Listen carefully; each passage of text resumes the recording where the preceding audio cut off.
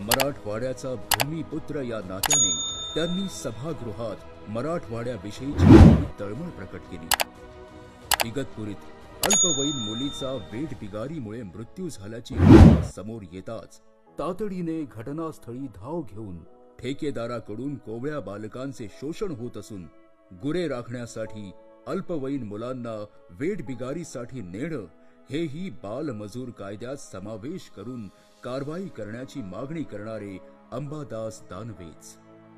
पुणे येथे कांद्याला भाव न मिळाल्यामुळे शेतकऱ्यांनी केलेली आत्महत्या असेल, अमरावतीतील मेळघाटात ट्रॅक्टरचे हप्ते भरता न आल्यामुळे तरुण शेतकऱ्याने केलेली आत्महत्या, या घटना घडताच तात्काळ त्या शेतकऱ्यांच्या कुटुंबियांच्या घरी जाऊन सांत्वनपर भेट देणारी व्यक्ती म्हणजे विरोधी पक्ष नेते अंबादास दानवे। रायगड येथील इरसालवाडीत पहाटे दरड कोसळून निवासी वसाहती दबल्याची बातमी कानावर येताच भर पावसात निसरड्या पायवाटांवरून डोंगरावर पहिले पोहोचून मदत कार्य करणारे त्या दुर्दैवी घटनेचे बळी ठरलेल्या कुटुंबियांचे सांत्वन करणारे हे दानवेच। राज्यात बोईसर, डोंबिवली, नाशिक, जालना, नागपूर भागातील MIDCत स्फोट होऊन कर्मचाऱ्यांच्या झालेल्या मृत्यूनंतर या कंपन्यांना भेटी देऊन मृतांच्या नातेवाईकांचे सांत्वन व त्यांना मदत मिळवून दिली। बॉयलर धोरणाप्रमाणेच रिॲक्टर धोरण असावे, कारण बहुतांश स्फोट हे जुनाट रिॲक्टरमुळे होतात हे त्यांनी ठासून सांगितले। मोठ्या कंपन्यांकडून नादुरुस्त रिॲक्टर खरेदी करून त्यांचा वापर केल्याने अशा दुर्घटना घडतात, याकडे त्यांनी सरकारचे लक्ष वेधले। बदलापूर येथे अल्पवयीन मुलीवर झालेला अत्याचार, नवी मुंबईतील तरुणीचे अपहरण व हत्या, महिलेवर अत्याचार करून केलेली हत्या या घटनांनंतर त्या कुटुंबियांना आधार देण्यासाठी ते पुढे आले। नवी मुंबई पोलीस आयुक्तांना महिलांच्या सुरक्षेबाबत ठोस उपाययोजना सूचना केल्या त्या अंबादास दानवे यांनीच। राज्यातील सरकारी रुग्णालयांमधील अपुऱ्या सुविधा आणि औषधांच्या तुटवड्याबाबत त्यांनी ठोस भूमिका घेतली। होऊ दे चर्चा या व्यासपीठातून केंद्र सरकारच्या धोरणांचे वाभाडे काढत त्यांनी सत्ताधाऱ्यांना कठोर प्रश्न विचारले। जनतेच्या अडचणी अधिक जवळून समजून घेण्यासाठी त्यांनी जनाधिकार तुमच्या हक्काचा जनता दरबार चे आयोजन केले। मुंबईपासून कोल्हापूरपर्यंत 8 ठिकाणी झालेल्या या जनता दरबारांमध्ये हजारो नागरिकांनी सहभाग घेतला आणि अनेकांना न्याय मिळाला। श्रीरामपूर येथील मच्छिंद्रनाथ गंगाधर भागवत यांची 28 वर्षांपासून 7 बाऱ्यावर नोंद होत नव्हती। हा प्रश्न तातडीने सोडवण्यासाठी त्यांनी सुट्टीवर असलेल्या तलाठ्याला बोलावून घेऊन न्याय मिळवून दिला। भाऊ झालेल्या त्या शेतकऱ्याच्या डोळ्यात अश्रू उभे राहिले। तसेच बालसंगोपन निधीसाठी वणवण फिरणाऱ्या 14 वर्षीय त्रिदेव कापसे या मुलाला सरकारी मदत मिळवून देत स्वतःच्या माध्यमातूनही आर्थिक मदत केली। मुंबई दरबारालाही नागरिकांचा उदंड प्रतिसाद मिळाला। चंद्रपूर, गडचिरोली, गोंदिया या नक्षलग्रस्त भागाला भेटी देऊन तेथील सोयी सुविधांचा आढावा घेतला। या भागात असलेल्या खाणींच्या कंपन्यांमध्ये स्थानिक भूमिपुत्रांना कुशल उच्च पदावर रोजगार मिळावा ही भूमिका त्यांनी व्यवस्थापनाकडे लावून धरली। अकोला, शेवगाव येथील 2 गटात झालेल्या दंगलीनंतर त्या भागात भेट देऊन नागरिकांना धीर देणारे व कायदा सुव्यवस्था सुरळीत राहील यासाठी प्रयत्न करणारे हे अंबादास दानवेच। 2022 साली आपल्याच पक्षातील लोकांनी गद्दारी करून पक्ष फोडला, सत्ता केली। अशा प्रसंगी विरोधी बाकावरती विरोधी पक्षनेते पदासाठी एक ग्रामीण भागातील शेतकरी, आक्रमक, उत्तम वक्ता असलेल्या अंबादास दानवे यांची माननीय पक्षप्रमुख उद्धव बाळासाहेब ठाकरे यांनी निवड केली। पक्षप्रमुखांकडून सोपवलेली विरोधी पक्षनेता पदाच्या जबाबदारीला प्रामाणिकपणे न्याय देण्याचा प्रयत्न करत निष्ठेने ती पार पाडत आहेत। शेतकऱ्यांच्या कुटुंबियांना न्याय मिळवून देण्याची जबाबदारी त्यांनीच सर्वप्रथम स्वीकारली। राज्यातील अतिवृष्टी, संततधार, ओला व सुका दुष्काळ अशा परिस्थितीत शेतकऱ्यांच्या बांधावर जाऊन शेतमालाच्या नुकसानाची पाहणी करत शेतकऱ्यांवर कोसळलेल्या भीषण संकटाच्या पार्श्वभूमीवर विरोधी पक्षनेते अंबादास दानवे यांनी प्रत्यक्ष त्यांच्या समस्या जाणून घेतल्या. बीड मस्साजोगचे सरपंच संतोष देशमुख यांची झालेली हत्या, परभणी येथे आंदोलनात विद्यार्थ्याला ताब्यात घेतल्यानंतर त्याचा कोठडीत झालेला मृत्यू यावर आवाज उठवत त्यांच्या पीडित कुटुंबापर्यंत धीर देण्यासाठी ते पोहोचले. राज्याच्या चांद्यापासून बांध्यापर्यंत घडलेल्या शेतकरी आत्महत्या, अतिवृष्टी, कष्टकरी, महिला अत्याचार, रुग्णालयातील विदारकता, औद्योगिक वसाहतीतील स्फोट, दंगल सदृश्य परिस्थिती या सर्व घटनांच्या ठिकाणी प्रत्यक्ष भेटी देत विरोधी पक्षनेता पदावरून सरकारचे डोळे व कान उघडण्याचे व पीडितांना न्याय देण्याचे प्रयत्न त्यांनी केले. शिवसेनेच्या राजकीय प्रवासात अनेक वादळे आली आणि गेली. काही जण स्वार्थासाठी तर काही दबावाखाली आणि सत्तेसाठी तडजोड करत गेले. अनेकांनी ईडी समोर शरणागती पत्करली. पण अशा अनिश्चिततेच्या काळातही अंबादास दानवे अभेद्य किल्ल्यासारखे ठाम आहेत. त्यांची विचारधारेशी निष्ठा, तत्वांशी प्रामाणिकपणा आणि शिवसेना प्रमुख बाळासाहेब ठाकरे यांच्या हिंदुत्ववादी विचारांचा अभिमान त्यांना एक वेगळेच स्थान देतो.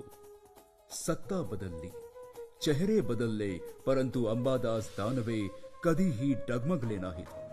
त्यांचा संघर्ष अविरत सुरू आहे. सत्ता असो वा नसो, त्यांचा आवाज तितकाच बुलंद राहिला आहे. आजही हा निष्ठावंत शिवसैनिक आपल्या लढ्याला अखंडपणे पुढे नेत आहे. परिस्थिती कितीही बिकट असो, तो झुकणार नाही, थांबणार नाही. शिवसेनेच्या मूळ विचारधारेसाठी, उद्धव बाळासाहेब ठाकरे यांच्या निष्ठेसाठी आणि बाळासाहेब ठाकरे यांच्या विचारांसाठी त्यांची लढाई अखंड सुरूच राहील. जय हिंद, जय महाराष्ट्र. माननीय श्री राजनजी विचारे साहेब यांना मी व्यासपीठावरती निमंत्रित करते.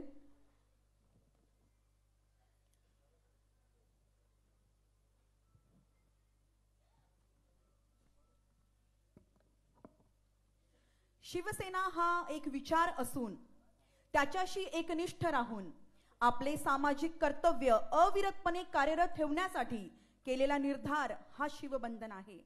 आणि आज याच शिवबंधनाचे या ठिकाणी प्रकाशन आहे.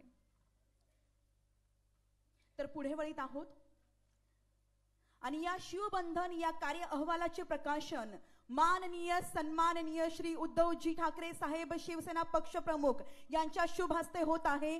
सर्व शिवसेना नेते, संपूर्ण सचिव,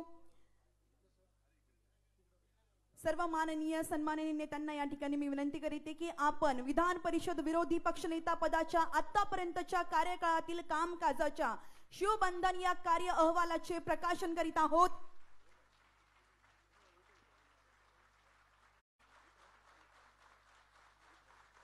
छत्रपती शिवाजी महाराज की, छत्रपती संभाजी महाराज की, जय भवानी.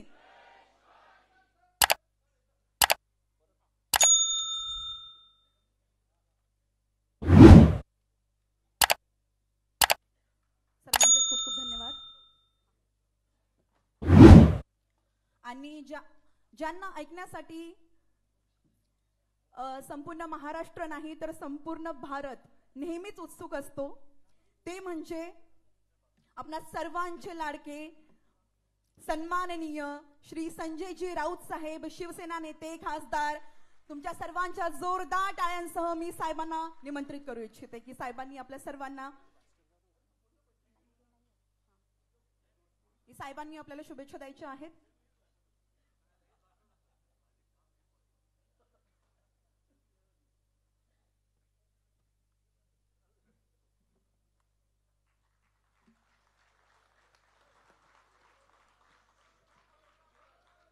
शिवसेना पक्षप्रमुख आदरणीय उद्धवजी ठाकरे, व्यासपीठावरील शिवसेनेचे सर्व सन्माननीय नेते आणि ज्यांच्या कार्य अहवालासाठी आपण सगळे इथे जमलेलो आहोत, विधान परिषदेतले विरोधी पक्षनेते अंबादासजी दानवे, त्यांचं कव्हर पुस्तकाचं फार रोमांचक आहे. असं मनगटावर शिवबंधन बांधलेलं आहे.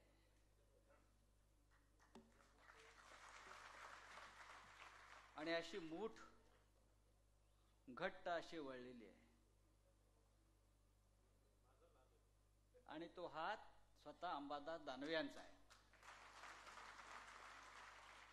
काही लोकांना भाड्यांना मनगटं घ्यावी लागतात आणि भाड्याच्या मनगटावर शिवबंधन बांधून दाखवतात. सध्या असं महाराष्ट्रात सुरू आहे. देशामध्ये सध्या महाकुंभ सुरू आहे. प्रयागराजला अनेक लोक जात आहेत. प्रधानमंत्री जाऊन आले. पूर्ण कपड्यात आंघोळ केलेली आम्ही पाहिली.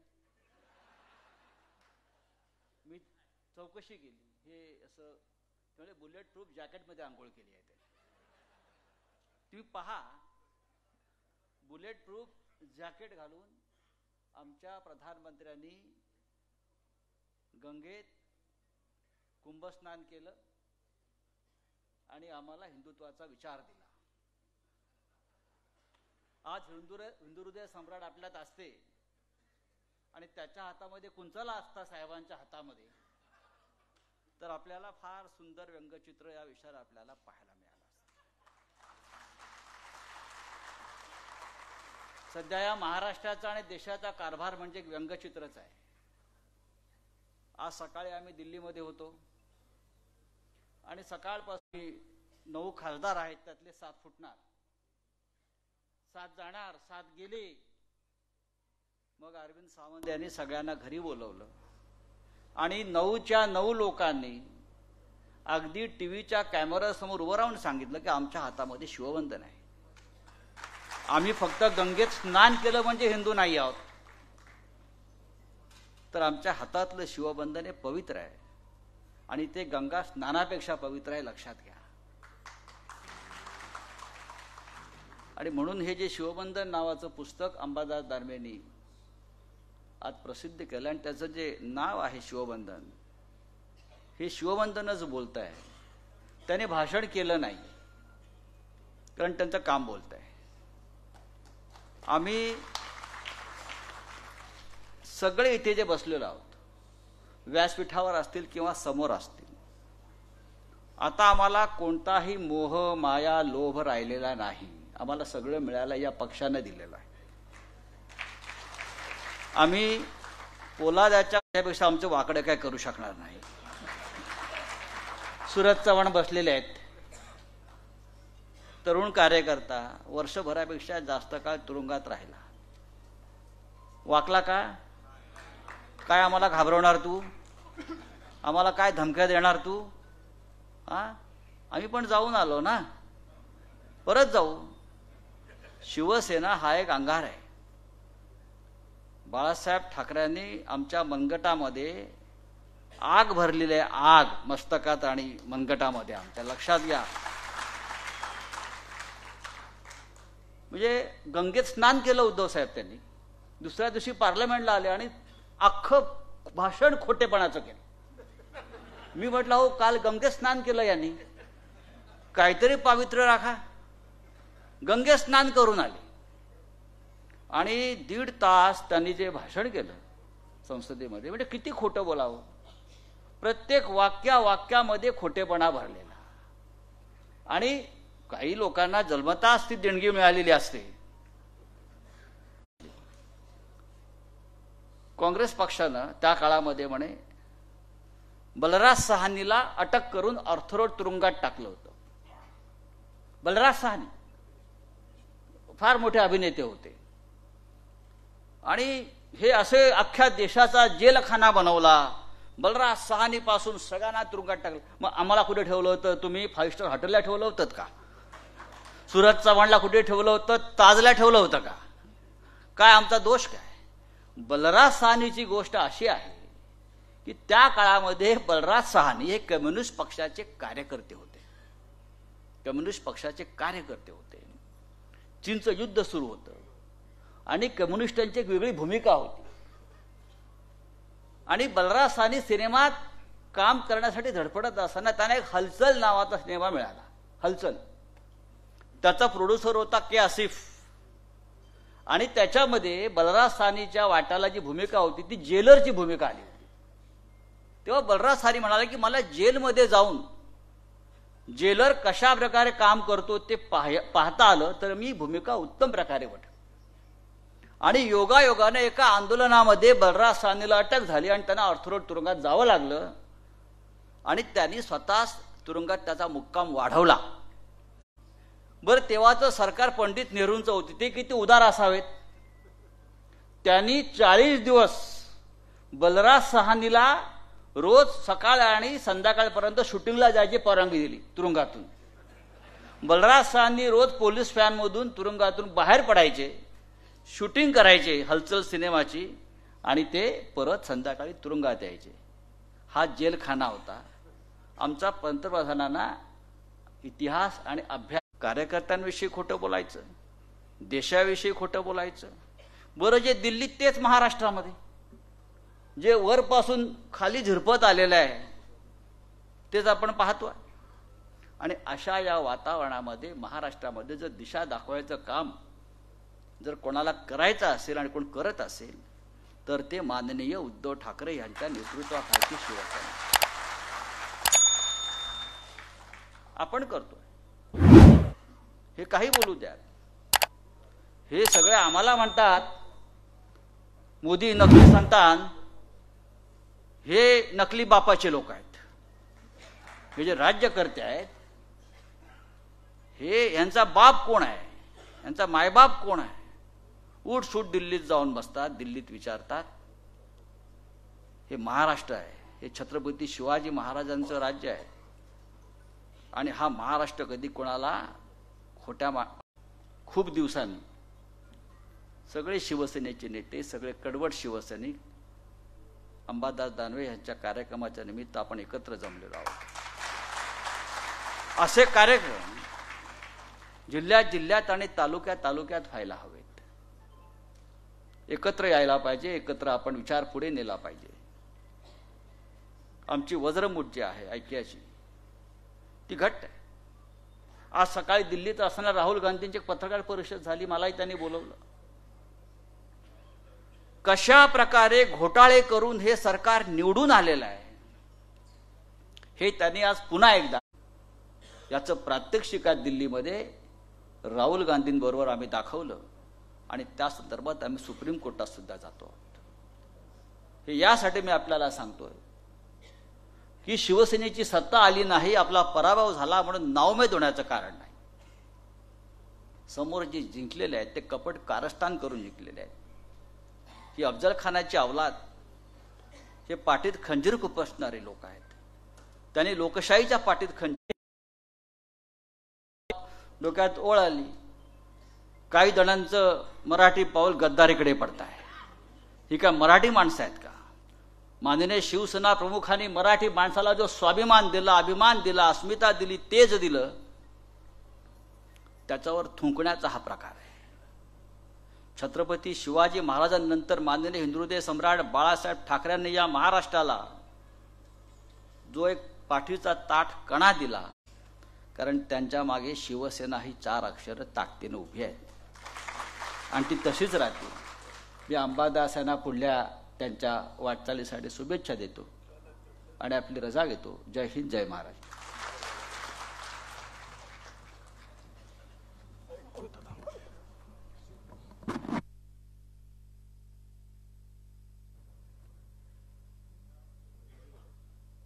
शिवबंधन या कार्य अहवालाचे यशस्वी प्रकाशन झालेले आहे आणि आपल्याला मार्गदर्शन करण्यासाठी तुमच्या सर्वांच्या जोरदार टाळ्यांसह शिवसेना पक्ष प्रमुख माननीय श्री उद्धवजी ठाकरे साहेब यांना मी विनंती करते की त्यांनी आपणास मार्गदर्शन करावे.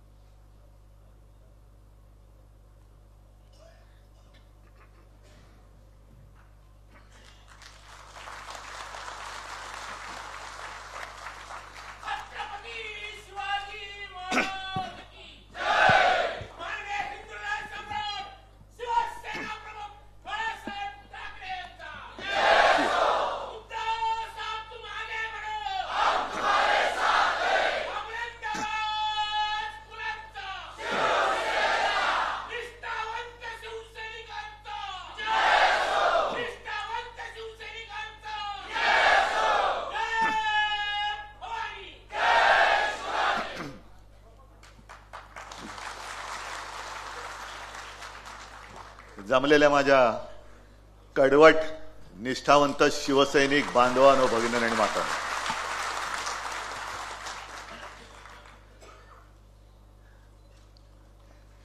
मला तुमच्याकडे बघताना एक समाधान होतंय.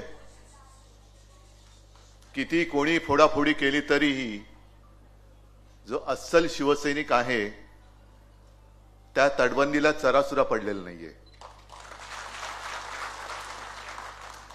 संजय राऊत यांनी आपलं भाषण केलेलं आहे, मार्गदर्शन केलेलं आहे आणि बोलताना 2-3 गोष्टी संजय आपण बोलला त्याचा उल्लेख जरा गमतीने करावासा वाटतोच. पहिला उल्लेख म्हणजे पंतप्रधानांच्या गंगा स्नानाचा, कारण त्यांनी बुलेट प्रूफ जॅकेट घालून गंगा स्नान केलं असं म्हणतात.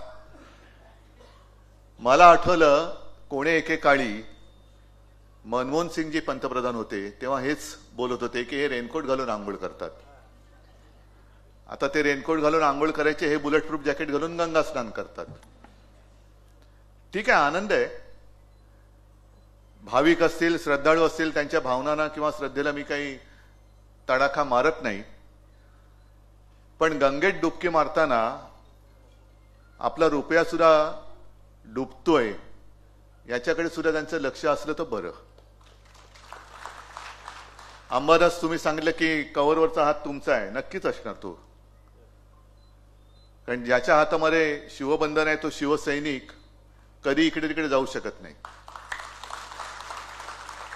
आणि मी अनेकदा बोललेलो आहे की लढण्यासाठी तलवार लागते, तलवार पकडायला मजबूत मनगट लागतं, पण त्याहीपेक्षा महत्वाचं म्हणजे मन लागतं. नाही तर तलवार आहे पण चालवण्याची हिंमत होत नाही. ज्यांनी गद्दारी केली त्यांची मनं मेलेत, नुसते गट राहिलेले आहेत, मनं मेलेत त्यांची. आपण तलवार कोणावर चालवत आहोत हेच त्यांना कळण्याचं झालेलं आहे.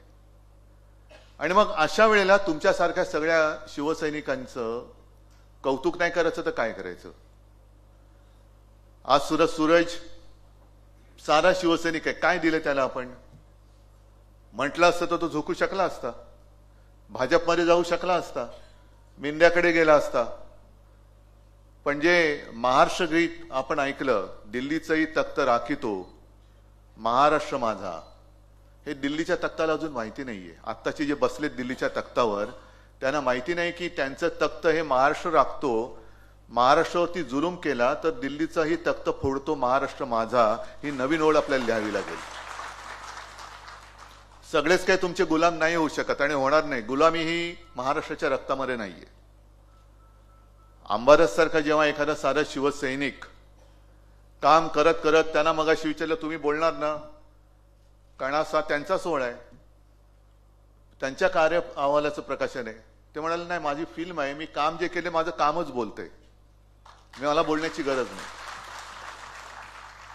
आणि एक साधा शिवसैनिक कशाला, काल परवाकडे आपले रवींद्र माने आले होते, मुद्दामून उल्लेख करतो, रवींद्र माने आपले शिवसैनिक आणि आपल्या पहिल्या 95च्या काळातले मंत्री. आणि मला आमच्या गप्पा चालल्या होत्या, काय होतं कसं होतं, कशी लोक आता पटकन निष्ठा बदलतात, निष्ठा विकतात, मुळात ती निष्ठा नसतेच. आणि मी त्यांना सहज विचारलं की माने साहेब तुम्ही आलात तेव्हा शिवसेनेत काय व्हायचे होतात? ते म्हणाले मी विशी मध्ये असेल. काय तुम्हाला काय कशासाठी आलात? ते म्हणाले खरं सांगू साहेब, सगळा जो काय जी काय परिस्थिती होती लढायचं होतं. जो काय अन्याय होत होता तो सहन होत नव्हता आणि मला लढलं पाहिजे. एक भगवा घेऊन शिवसैनिक चाललेला आहे, शिवसेना प्रमुख मार्गदर्शन करतायत. काय मिळेल याची अपेक्षाच नव्हती, आशाच नव्हती. असे त्यांच्यासारखे तुम्ही आणि तुमच्यासारखे अनेक महाराष्ट्रभर काळोखात उड्या मारणारे खूप जण आहेत. पण एक गोष्ट नक्की तुम्हाला माहिती आहे की काळोखात जरी तुम्ही उडी मारलीत तरी काळोख फार टिकणार नाही, कारण आता तुमच्या हातामध्ये मशाल आहे.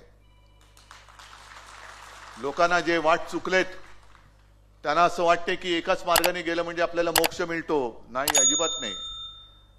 महाराष्ट्रावरती अन्याय करून कोणाला मोक्ष नाही मिळणार. काय लावायचं तो सोक्ष मोक्ष आम्ही इकडेच लावू. काय व्हायचं ते होईल, बघू ना आपण. आणि ही जी काही सगळी परिस्थिती आहे, आज संजय आपण सकाळी राहुल गांधींनी पत्रकार परिषद घेतली, मला पूर्ण बघायची. पूर्ण व्यवस्थित त्यांनी तो त्यांचं ते जे काही ढोंग आहे बहुमताचं ते फाडून टाकलेलं आहे. कारण हा पराभव कोणालाच पटलेला नाही. आपल्याला जसं पराभव पचलेला नाहीये, पटलेला नाही, तसं त्यानं विजय सुद्धा पटलेला नाहीये. कारण एवढं बहुमत मिळालं तरी सुद्धा मुख्यमंत्री कोण हे ठरवायला 1 महिना लागला. मुख्यमंत्री झाल्यानंतर कोणाला काय मिळणार, वाटा तुझा वाटा किती, माझा वाटा किती. त्याच्यानंतर पालकमंत्री पद अजून ठरत नाहीयेत काही ठिकाणची. ही सगळी खेचाखेची करणं याला तुम्ही बाळासाहेबांचे विचार म्हणता आणि बाळासाहेबांचे विचार मानता. मी 23 जानेवारीच्या सभेत जे बोललो होतो की आपले जे हे लाचार सेनेचे जे प्रमुख नेते आहेत, लाचार सेनाच आहे. अरे नेता कसा असला पाहिजे की बघितल्यानंतर प्रेरणा आली पाहिजे. हे कुठले नेते?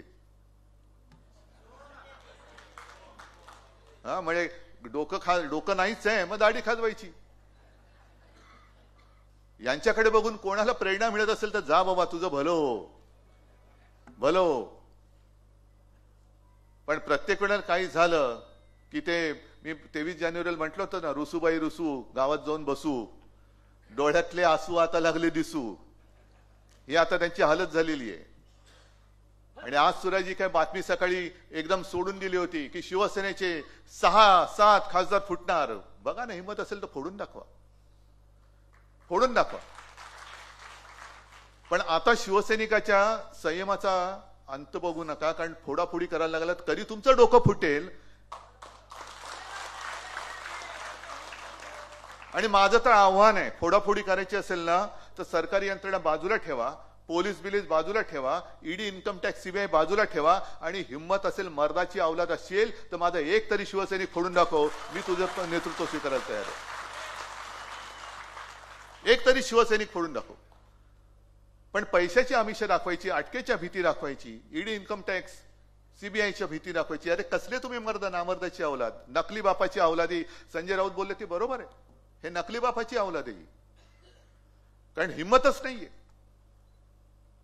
आज संपूर्णपणे देश नाचवून टाकतायत.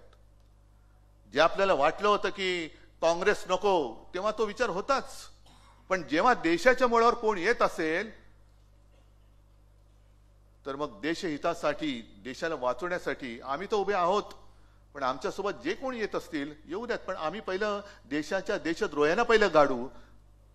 सत्तेसाठी, सत्तेच्या साठमारीमध्ये जी लोकशाही तुम्ही मारताय, लोकशाहीचा तुम्ही खून करता आहात, त्या खुन्यापासून माझ्या देशाला आम्ही नाही वाचवणार तर दुसरं कोण वाचवणार? दिल्लीचं तख्त राम का? त्या डोंगराच्या बाजूला काय डोंगर जाऊन नाही उभा राहत. हे प्रतीक आहेत. हिमालय म्हणजे आपला देश आणि देशाच्या मदतीला सह्याद्री धावतो. म्हणजे तुम्ही आम्ही, आपली महाराष्ट्रात जन्मलेली ही मराठमोळी माणसं ही जाऊन तिकडे देशाला वाचवतात. अगदी 92-93 साली सुद्धा त्यावेळेला जे काही झालं होतं, जातीय दंगली झाल्या होत्या हिंदू मुसलमानांच्या, मुंबई कोणी वाचवली? शिवसैनिकांनी वाचवली. मग मराठी माणूस हा हिंदू नाहीये. हिंदुत्व सोडलं दाखवा ना मला एक उदाहरण दाखवा की मी जे हिंदुत्व सोडलेलं आहे.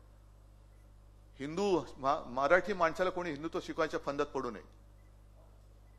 आणि हे मी वारंवार का सांगतोय? कारण त्यांच्याकडनं वारंवार ज्या अफवा पसरवल्या जात आहेत त्या अफवांना आपल्याला हे तोडावंच लागेल. आज सुद्धा राहुल गांधींनी पत्रकार परिषद घेऊन मतदार संख्या कशी वाढले, एकूण 5 वर्षात 32 लाख आणि 5 महिन्यामध्ये 40 लाख. शक्य आहे? मग हे मतदार आले कुठून? आणि त्याच्यावरची प्रतिक्रिया आपल्या मुख्यमंत्र्यांनी दिली की प्रत्येक वेळेला चुटकुला, बरोबर ना रे? न कुठे उकार आणि कुठे माहित नाही, चुटकुला म्हणजे तोच विनोद जर का परत परत सांगितलं तर कोणाला हसायला येत नाही. तुम्हाला लोकशाहीची तुम्ही जी काही हत्या केली ती थट्टा वाटते, तो विनोद वाटतोय. ईव्हीएम मुळे ह्या आमचा आक्षेप आता आजच्या पत्रकार परिषदेत ईव्हीएम हा नव्हताच. तुम्ही ज्या बोगस पद्धतीने मतदार घुसवलेत आणि आज तुम्ही जवळपास संपूर्ण महाराष्ट्रात इकडे आलेला असाल पदाधिकारी, जिल्हा प्रमुख, मी तुम्हाला जे वारंवार सांगतोय की गटप्रमुख गटप्रमुख गटप्रमुख, परत तेच तुम्ही म्हणाल की आहोत तुम्ही घरी सुद्धा सांगितले, इथे सुद्धा सांगितले, कारण तेच कारण आता समोर होते. कारण फार वर्षांपूर्वी सेशन आपले निवडणूक आयुक्त होते, मुख्य निवडणूक आयुक्त महाराष्ट्रामध्ये आले होते. मंत्रालयात त्यांनी सर्व पक्षांची एक मिटिंग घेतली. मला वाटतं देसाई साहेब तुम्ही असाल, पण मी सुद्धा आलो होतो, मनोहर जोशी वगैरे असतील सोबत, सगळे शिवसेना नेते, आणि आम्ही शिवसेनेच्या वतीने तिकडे गेलो. मंत्रालयात भेट झाली. मग त्यांनी काय करायला पाहिजे, काय करायला नको, ह्या सगळ्या गोष्टी सांगितल्यानंतर चहा पाण्यासाठी आम्ही जेव्हा बसलो तेव्हा मला बाळासाहेबांनी सांगितलं होतं की त्यांना मुद्दामून सांग की माझ्या देशात बांगलादेशी मतदान कसा करू शकतो. मी त्यांना विचारलं की सेशन साहेब हे तुम्ही सांगितलं फार छान आहे, पण मुळामध्ये दुसऱ्या देशातला मतदार बांगलादेशी हा माझ्या देशात येऊन, माझ्या राज्यात येऊन, माझ्या शहरात येऊन मतदान कसा करू शकतो, तिकडे तुम्ही काय करता? त्यांनी माझ्याकडे बघितलं आणि मला म्हणाले की एक काम कर, तू त्यांना रेशन कार्ड द्यायचं थांबव. तू म्हणजे राज्य सरकार, मी नाही तर उद्या परत बातम्या उद्धव ठाकरे बांगलादेशांना रेशन कार्ड देतात म्हणून. आणि हे वाक्य तोडून हे सुद्धा फिरवतील. ते एवढे नीच आहेत, बिनबापाचे.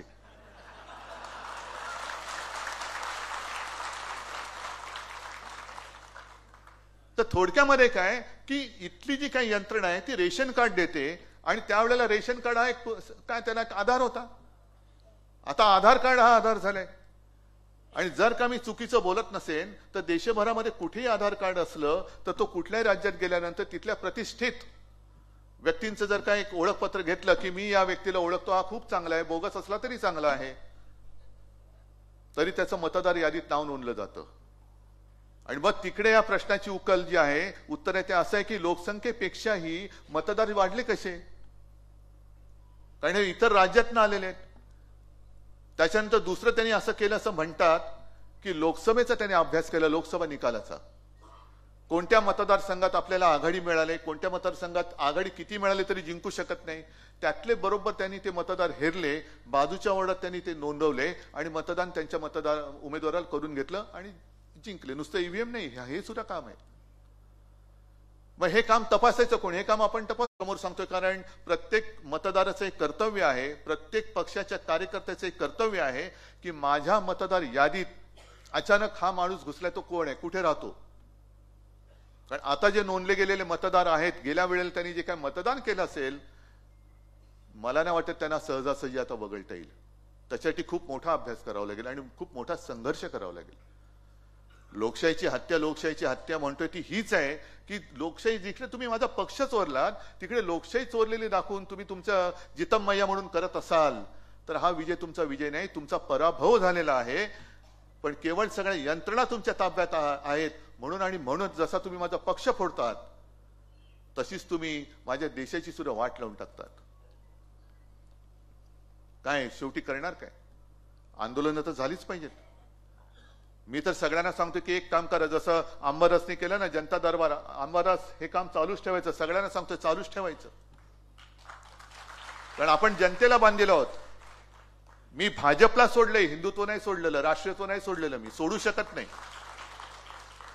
पण हिंदुत्वाचा बुरखा पांघरून जर कोणी माझ्या देशाच्या नरडीचा घोट घेत असेल तर त्याला मग मात्र मी कट्टर कट्टर कट्टर हिंदू आणि राष्ट्रप्रेमी म्हणून त्याच्या नरडीचा घोट घेतल्याशिवाय राहणार नाही, ही शपथ घेऊन आपल्याला बाहेर पडलं पाहिजे. अनेक त्यांनी थापा मारल्या झालेत. तुम्ही ग्रामीण भागात आलेत, आता इथले समोर माझे बुलढाण्याची वगैरे लोक दिसत आहेत, बरोबर आहे ना, मराठवाड्यातली आहेत.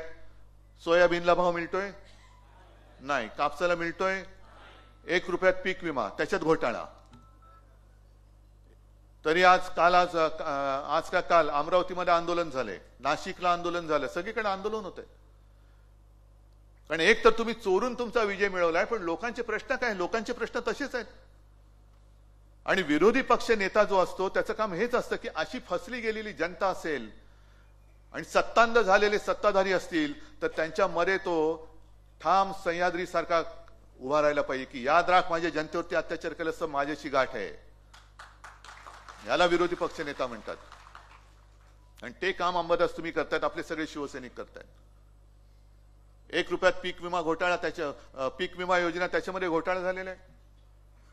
त्याच्यानंतर आत्ताच येताना मी बातमी वाचली की लाडकी बहीण 5 लाख महिलांचे अर्ज आता बाद ठेवलं, अपात्र 5 लाख. मग ते जे काय मतं त्यांना, जर का लाडक्या बहिणीने त्यांना विजय मिळवून दिला असेल तर ही लाडक्या बहिणीची फसवणूक नाही तर दुसरं काय होतं? बहिणीने सगळं जाऊन विचारलं पाहिजे. जा 3 भाऊ होते ना, जॅकेट भाऊ, दाढी भाऊ, देवा भाऊ, जा विचारत आहे ना. तेव्हा काय भाऊ गर्दी झाली होती, मीच तुझा भाऊ, मीच तुझा भाऊ. पण ही सगळी 5 लाख म्हणजे आतापर्यंत 5 लाख महिलांना अपात्र ठरवलेलं आहे. ही बातमी आता ऑनलाईन वाचली मी. मग त्यांना दिलेले पैसे तुम्ही घेणार परत असाल आणि यापुढे जर का लाभ देणार नसाल तर त्यांनी दिलेली मतं सुद्धा तुम्ही तुमच्या पक्षाच्या मतदार यादीतनं किंवा मतदान संख्येतनं वगळणार आहात का? कारण तुम्ही फसवून घेतलेली मतं आहे. अनेक, आपला महाराष्ट्र एवढा काही उपराटा नाहीये की कोणी काही केलं तर त्याचे उपकार तो विसरत नाहीये. मी समजू शकतो. आता तुम्ही जे काय अंबादास तुमच्या फिल्ममध्ये फोटो दाखवले साध्या साध्या, कारण एक ठिकाणी मी सुद्धा आहे त्याच्यामध्ये, समोर त्या शेतकरी महिला बसल्या होत्या, कामगार महिला मजूर, शेतमजूर, आणि त्यांना मी विचारलं की काय ताई तुम्ही आता खुश असाल ना, लाडकी बहीण योजना आलेली आहे. तिने एकीने सांगितले की कसल्यामुळे 1,500 रुपयामध्ये घर चालतं वय. तिच्या बाजूला एक तिचं पोर बसलं होतं, 5-6 वर्ष, 4-5 वर्षाचं असेल. याची ऍडमिशन करायची, याला शिकवायचं, याला शिकायचंय. 1,500 मध्ये काय शिकवणार मी? सुदैवाने तिकडे आपला शिवसैनिक होता, काय त्याचं नाव, अंबादास भालेकर. मला म्हणाल साहेब काळजी करू नका, मी करतो काहीतरी. आणि मला वाटतं 15-20 दिवसात अंबादासनी मला फोन करून सांगितलं की साहेब त्या मुलाला आपण शाळेत ऍडमिशन केली, त्याच्या शिक्षणाचा खर्च आपण करतोय. मग 1,500 रुपये तुम्ही तेव्हा निवडणुकीच्या तोंडावरती माझ्या बहिणींना, मी लाच म्हणत नाही पण फसवणूक म्हणून केली तुम्ही, ओवाळणी देतो. मग ती बहीण सुद्धा म्हणाली की काहीच नाही तर हा देतोय, मग याला नाही कसं म्हणायचं? दिलं, मग दिली असतील मतं, दिली असं माझं म्हणणं नाही. कारण बहीण सुद्धा माझी हुशार आहे, फसवा कोण आणि खरा कोणी ती ओळखते. पण ह्या ज्या काही गोष्टी आहेत ना त्याला आता वाचा फुडली पाहिजे. ठीक आहे, निवडणुका येतात, निवडणुका जातात, हार जीत होत असते, पण ही हार नाहीच आहे. आपण जिंकलेलो आहोत, कारण लोकांच्या मनात आज सुद्धा शिवसेना आहेच आणि आपली शिवसेना आहे. आणि यांना काय वाटतं, जे गद्दार झाले त्या गद्दारांना सांगू इच्छितो, अरे तुम्हाला तानाजी मालुसरे नाही होता आलं, शिवाजी महाराज सोडूनच द्या, बाजीप्रभू देशपांडे नाही होता आलं, पण खंडोजी खोपडे व्हायला सोपं असतं. ते खंडोजी खोपडे तुम्ही झाल्यात, सूर्याजी पिसाळ तुम्ही झालेला आहात. आणि लोकसभा निवडणुकीच्या वेळेला ओमराजेंनी एक चांगलं भाषण माझ्यासमोर केलेलं. ओमराजे म्हणाला की सूर्याजी पिसाळ नाव घेतलं आपण काय म्हणतो, खंडोजी खोपडे. मग त्यांना 400 वर्ष झाले तरी सुद्धा गद्दारीचा शिक्का पुसला जात नाही. यांनी काल केलेली गद्दारी यांचा शिक्का कधी पुसला जाणार? शेवटी इतिहास म्हणून इतिहासात तर यांना जागा मिळणारच नाही म्हणा, पण गद्दार म्हणूनच यांची नोंद होणार आहे, तोतये म्हणूनच नोंद होणार आहे. त्याच्यामुळे खंडोजी खोपडे व्हायला खूप सोपं असतं, पण बाजीप्रभू देशपांडे माहितीये मी मरणार आहे, पण माझा राजा तो सुरक्षित पोहोचला पाहिजे, कारण तो जगला तर माझं राज्य, माझी माता, भगिनी, बांधव सगळे सुरक्षित राहणार आहेत. तानाजीला सुद्धा माहिती होतं की आपण मरू, पण माझा भगवा मी खाली नाही टेकू देणार. अरे भगवा विकणारी ही नतद्रष्ट औलाद, तुम्ही काय आम्हाला हिंदुत्व शिकवताय? मरण समोर दिसत असताना सुद्धा लढणारे शिवरायाचे मावळे, त्यांच्यापासून जरी प्रेरणा घेतली तरी मी म्हणेन तुम्हाला शिवबंधन म्हणजे काय असतं ते कळेल. ते त्याला म्हणतात शिवबंधन. तेव्हा काय निवडणुका नव्हत्या. आणि आपल्या नितीन बानगुडे सरांनी ते सांगतात ना, अफजल खान आल्यानंतर आलं, मग तेव्हाचे ते ईडी, इन्कम टॅक्स, सीबीआयच होतं. अफजल खान आलाय आणि अफजल खानाने खलिता पाठवलं, फरमान पाठवलं की तुम्ही आणि तुमची 5 मुलं गप गुमान आमच्याकडे येऊन सामील व्हा, म्हणजे भाजपात या, नाहीतर सहकुटुंब मारले जाल. आणि मग तो ते फरमान घेऊन 5 मुलांना घेऊन कान्होजी गेले महाराजांकडे आणि त्यांनी सांगितलं अफजल खानाचा खलिता आलेला आहे. महाराजांना माहिती होतं. ते मग त्यांनी असं असं लिहिलेलं आहे. तर शिवाजी महाराज म्हणाले ठीक आहे मग जा की तुमचं जर का प्राण वाचत असतील, तुम्हाला काय आमदार खासदार नाही तर एसीओ होत असाल, कर संकलन जे काय दिल्ली केंद्र सरकार करतात ना तिकडे बसून, हे त्यातलं एकटी मुंबई 35 ते 37% कर ही आपली एकटी मुंबई देते. आणि अभिमान आहे मला. सुनील, तुम्ही ज्या वेळेला महापौर होता 2012, त्यावेळेला 640 कोटीने आपली महापालिका त्रुटीमध्ये होती, तोट्यात होती. मग 2012 ते आता जेव्हा महापालिका विसर्जित होत होती तोपर्यंत संपूर्ण महापालिका सलग जेव्हा शिवसेनेच्या ताब्यात होती तेव्हा 92,000 कोटीच्या मुदत ठेवी किंवा फिक्स डिपॉझिट आपण केल्या होत्या. हा कोस्टल रोड जो केलेला आहे ते यांचं कोणाचं नाही. ना मोदींचा एक पैसा आहे, ना देवेंद्र फडणवीसांचा एक पैसा आहे, ना गद्दारांनी एक पैसा टाकलाय. तो आपल्या मुंबई महापालिकेने टाकलेला पैसा आणि त्यातनं केलेलं हे काम आहे. आणि 90,000 कोटीच्या ठेवी असलेली महापालिका आता त्या ठेवी त्यांनी 80,000 कोटीवर आणल्या.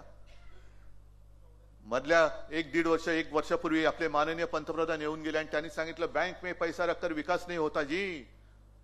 पण आता जो काय विकासाच्या नावाखाली भ्रष्टाचाराचा धुरळा उडालेला आहे, एक तर 90-92,000 कोटीच्या 80,000 कोटीपर्यंत आणले, आणखीन ते खाली जाणार. पण त्याच्या समोर जवळपास 2,30,000 कोटीपेक्षाही जास्त देणी या नादान सरकारने करून ठेवलेले. चुकत नसेल तर सुनील तुम्ही सांगा, दरवर्षी आपल्या मुंबई महापालिकेचा जो काय महसूल आहे तो 40,000 कोटी आहे. त्यातला 30,000 कोटी हा आस्थापनावरती जातो, पगार बिगार सगळ्या याच्यावरती. म्हणजे आपल्या विकासाला 10,000 कोटी मिळतात. आधीच 1.25 लाख 2.5 लाख कोटी यांनी जर का देणं करून ठेवलं असेल तर मोजा ना तुम्ही, पाडा मोजा, 10 × 10, 10 × 2 = 20, 10 × 30, जवळपास 23 वर्ष या आजच्या कामाची देणी मुंबई महापालिका फेडत बसेल. कोणी केले हे पाप? कोणाच्या खिशात पैसा गेला? बैंक में पैसा रखकर विकास नहीं होता है तो फिर क्या कॉन्ट्रैक्टर के जेब में पैसा डालकर विकास होने वाला है? अदानीच्या घशात मुंबई घालून विकास होणार आहे? आज सुद्धा आणखीन एक बातमी आहे की धारावीच्या पुनर्विकासासाठी जेवढी जमीन पाहिजे त्याहीपेक्षा अधिक जमीन आणखीन अदानी मागतायत. द्या. त्यावेळेला इंग्रजांच्या काळामध्ये मुंबई आंदण दिली होती, आता तुम्ही अदानीला आंदण दिलं. लढणार कोण? उभा कोण राहणार? आणि म्हणून शिवसेनेच्या मुळावरती घाव घालण्याचा प्रयत्न ते करतायत. कारण त्यांना माहिती आहे शिवसेना आहे साहेब ठाकरेकडे. बाळासाहेब ठाकरे यांचा पूर्ण इतिहास तुम्हाला माहिती आहे. बाळासाहेबांच्या वडिलांचा इतिहास तुम्हाला नसेल माहिती तर सांगतो की संयुक्त महाराष्ट्राच्या चळवळीमध्ये पहिले 5 जे नेते होते त्याच्यात माझे आजोबा होते, प्रबोधनकार केशव सीताराम ठाकरे. त्यावेळेला तेही तुरुंगात गेले होते. आणि अशा घरात जन्मलेला माणूस जोपर्यंत तुमच्या समोर ठामपणे उभा आहे तोपर्यंत मी मुंबई तुम्हाला गिळायला देणार नाही, म्हणजे नाही, अजिबात नाही. आणि म्हणून उद्धव ठाकरेला एकटा पाडा. मराठी माणसाची ताकद, बटेंगे तो कटेंगे, हे आपल्याला वाटलं हिंदू मुसलमान, नाही, आपल्या मराठी माणसात त्यांनी लावली ही कलागती. म्हणजे चांगल्या संस्था आता मुंबई महापालिका तोडून टाकली, फोडून टाकली. जवळपास हॉस्पिटल्स आता त्याचं खाजगीकरण करायला चाललेत. महापालिकेचे हॉस्पिटल्स आहेत, राज्याचे हॉस्पिटल्स. मग भगवतीचं करणार का? चालत नाही, चालू शकत नाही. मग साधा माझा प्रश्न आहे, महापालिकेचे हॉस्पिटल चालत नाही म्हणून जर का खाजगीकरण करत असाल तर उद्या महापालिका नाही चालत, मग ती अदानीला दिली तर? नाही बाबा, महापालिका चालत नाही कारण आधीच 2.5 लाख कोटींचं डोक्यावरती ओझं आहे, आम्ही नाही करू शकत, देऊन टाका अदानीला. त्या महापालिकेच्या ऑफिसमध्ये काय अदानी बसणार तिकडे? आणि अशा वेळेला आपलं काम आहे, शिवबंधन काय असतं हे शिवबंधन नुसतं हातात असून चालत नाही. मातीशी आणि आपल्या मातेशी बंधन, त्याला मी म्हणतो शिवबंधन. ते खरं शिवबंधन आहे. आणि मग परत एकदा जेव्हा 1966 साली शिवसेना प्रमुखांनी जो आपल्याला एक मंत्र दिला, मराठा मराठेतर, ब्राह्मण ब्राह्मणेतर, 96 कोळी 92 कोळी, स्पृश्य अस्पृश्य, घाटी कोकणी असे सगळे भेदाभेद गाडून मराठी माणसाची भक्कम एकजूट बांधा, याला म्हणतात महाराष्ट्र धर्म. आणि हा महाराष्ट्र धर्मच हिंदुत्वाला वाचू शकतो, देशाला वाचू शकतो. आणि हेच तर खरं शिवबंधन आहे. आणि म्हणून तुम्हाला त्या शिवबंधनाची एक जाणीव करून देण्यासाठी अंबादास तुम्ही तुमच्या कार्यक्रमाचं नाव शिवबंधन ठेवलं, याच्याबद्दल तुमचं मी खास अभिनंदन करतो. आणि आज जरी माझ्या हातामध्ये काही नसलं देण्यासारखं, तरी हीच तर खरी शिवसेना आहे. जे शिवसेना प्रमुख बोलले होते ते आता आपल्याला राजकारणात करायचंय. नोकऱ्या मागणारे होऊ नका, नोकऱ्या देणारे व्हा.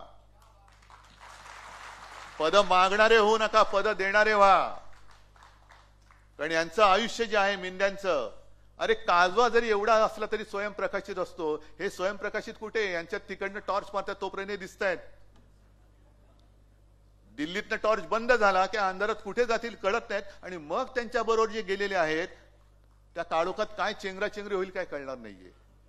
यांचं भवितव्य फार बिकट आहे. त्यांना बाकी म्हणजे मी म्हणतो ना की पुण्यामध्ये तो कुठला आता एक तो रोग पसरतोय GBS, बरोबर ना? कशामुळे पसरतोय? दूषित पाणी. कोण जबाबदार? उत्तर द्यायला कोण आहे? महापालिका आहे. महापालिका विसर्जित झाले, महापौर नाहीये. तुम्ही जे काय मागे म्हणायचं स्टँडिंग की अंडरस्टँडिंग आहोत, तुमच्याकडेच ती पुणे महापालिका होती, भाजपकडेच होती. मग जा तुम्ही त्या नगर विकास खात्यात जे काय तिकडे जे धेण बसवले ना त्याला विचारा, जाब काय मिळालं नाही का? तू गावात जाऊन बसतो आणि रेडा कापतोस. पुणेकरांना दूषित पाण्यातनं रोग होत आहेत. कोण जबाबदार? कोण? मंत्री नाही तर दुसरा कोण असणार आहे? कारण तुम्ही महापालिका ठेवलेलीच नाहीये. पण हे जाब नाही विचारायचे. पण आम्हाला काय मिळालं तर आम्ही खुश, नाहीतर रुसूबाई रुसू. हे रुसूबाई रुसू सोडा. कारण जर जनता पेटली तर तुमच्या घरात घुसू हे जनता म्हणेल उद्या. आणि अशा पद्धतीने हा जो काय कारभार चाललेला आहे त्या कारभाराला जर उत्तर द्यायचं असेल तर हातामध्ये शिवबंधन आणि भगवा घेऊनच आपल्याला उतरावं लागेल. बाकी बोलण्यासारख्या अनेक गोष्टी आहेत. सगळ्याच गोष्टी काय आज मी बोलणार नाही, कारण आजचा मुख्य कार्यक्रम आंबरसच्या कार्य अहवालाच्या प्रकाशनाचा आहे. आणि असं अहवाल प्रकाशन करणारे मला वाटतं शिवसेना हा एकमेव पक्ष असेल. अगदी नगरसेवक प्रकाशन करतात, शाखा प्रमुख करतात, विभाग प्रमुख करतात. दुसऱ्या पक्षामध्ये कार्यच नाही, अहवाल कसला देणार? तर असेच तुम्ही शिवसेना प्रमुखांचे कट्टर सच्चे शिवसैनिक, निष्ठावंत शिवसैनिक काम करत राहा आणि महाराष्ट्र रक्षणासाठी सज्ज राहा एवढंच सांगतो आणि आपली रजा घेतो. जय हिंद, जय महाराष्ट्र. गर्जा हिंदुस्तान चॅनलला सबस्क्राईब करा आणि ताज्या घडामोडी जाणून घेण्यासाठी बेल आयकॉनवर प्रेस करा.